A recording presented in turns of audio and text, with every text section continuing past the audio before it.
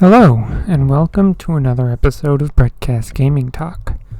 I enjoy playing FPS games, and I've come to realize that the older they are, the better they tend to be, especially better than newer ones. I know that some people would disagree, because some, like Call of Duty World War II, have better graphics and sound better and have actual functioning multiplayer versus an older game like Call of Duty 2.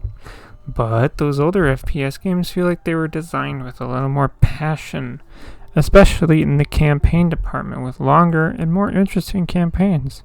That is why in this video I'm going to be talking about two classic FPS games, Medal of Honor Frontline and Medal of Honor Rising Sun. This is probably going to be obvious, but I am only going to be talking about the campaigns for each of these games, as the multiplayer parts no longer exist. I'm also going to let you know that I played both of these games with the PCSX2 emulator, which is a PlayStation 2 emulator for the PC. The campaign for Frontline is pretty typical World War II FPS game. You start with the D-Day landing, which, yes, I know, it's pretty played out at this point, but I don't think it's as bad as people make it out to be. The campaign is pretty much all about boots on the ground stuff. Never once do you drive a tank, or fly a plane, or do anything like that. There's a mission where you escort a tank, but you don't get to drive it or do anything more with it. The campaign length was that sweet spot of not being too long and not being too short, and that's perfect in my opinion. Now, the campaign for Rising Sun was a little more interesting.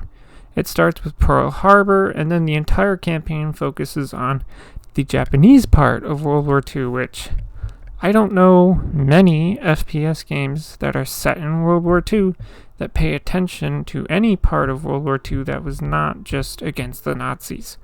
There are some interesting things, like how some basic enemies will bayonet charge you, and all of the officers will attack you with a katana, and sometimes there's troops that'll pop out of little holes in the ground and shoot you. And I like it because it's different, and it makes this game feel a little more unique. The campaign, however, is a little on the short side, but it certainly doesn't go on for too long, which is great. The only reason I am discussing both of these games together is because they both share the same mechanics, and that includes mechanics that I don't like, but I'm going to get to those in a second. These two games, they do not have ADS or aim down sights for weapons, but more of a zoom in function, which extends further if you're using a scoped rifle.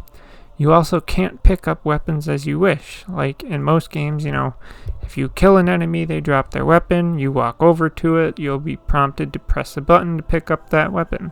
In these games, you just get a selection of weapons for the whole level, like mission level. And sometimes you can find an additional weapon in a mission, but otherwise you just have 2 or 3 weapons per mission that are given to you at the beginning of the mission, and that's it. Now, for the two things about these games that I don't like. The first is that both of these games have some really long missions, and neither of them have any kind of checkpoint system. I mean, Rising Sun, it has save points in missions that you have to find, by the way. If you don't find it, you don't get the save point. And it doesn't help, though, because if you die, it doesn't take you back to the last save point. No, you would have to exit the level, back to the menu, and then go to load game and load the last save point within that level. And in Frontline, it's just like if you die, that's it. You're starting the entire mission over again. So essentially, in both games, if you die in a mission, you're going to have to start the entire mission over from the beginning. Do you know how frustrating that is? I mean, some missions I would get so close to the end, and then I would fucking die, and then I'd have to start all over again. Now, fortunately with the emulator, I can use save slots. The second thing I don't like is that there is no indication as to where objectives are located.